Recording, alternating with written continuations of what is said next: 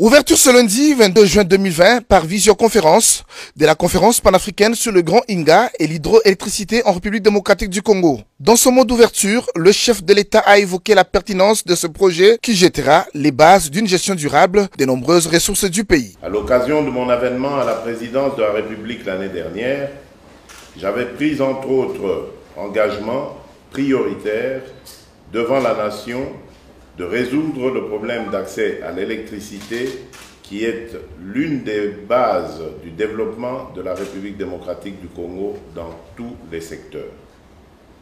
En effet, l'énergie est la pierre angulaire de toute société humaine.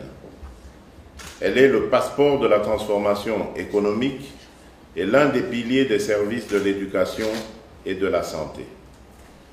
On ne le dira jamais assez, l'accès à l'électricité est au cœur de tous nos enjeux économiques, sociaux et environnementaux, car aucun développement n'est possible sans énergie. L'exploitation du potentiel hydroélectrique du site d'Inga constitue pour la RDC une opportunité pour augmenter l'accès à l'électricité de la population rurale et urbaine et fournir une énergie durable à bon marché pour le développement industriel du pays et de l'Afrique, révèle ici le chef de l'État. Avec ce potentiel, en sus de la couverture de ses propres besoins, la République démocratique du Congo peut satisfaire une part importante, jusqu'à 40%, de la demande en électricité de l'Afrique à un prix compétitif et de manière pérenne.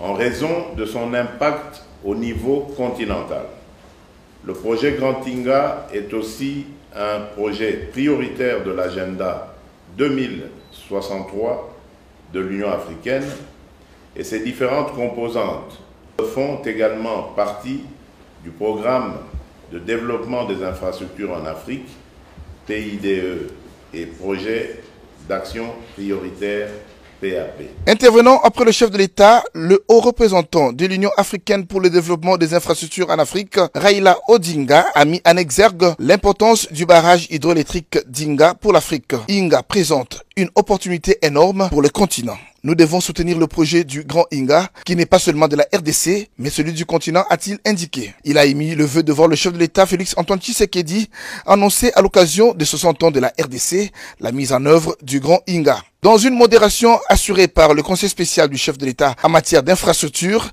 Alexandre Kayembe, plusieurs intervenants ont tour à tour circonscrit les attentes de la conférence panafricaine sur le projet Grand Inga et l'hydroélectricité en RDC. Wang Yu de China Tree George International a remercié le chef de l'État de la confiance accordée à la coopération chinoise. Il a en outre planché sur les potentialités du consortium chinois qui s'attelle aujourd'hui à la phase de construction de l'usine hydroélectrique du Grand Inga. Cette conférence se déroule en deux parties, à savoir la conférence technique virtuelle des experts que vient de lancer le chef de l'État du 22 au 29 juin et la conférence des chefs d'État africains qui aura lieu en septembre en fonction de l'évolution de la pandémie de la Covid-19.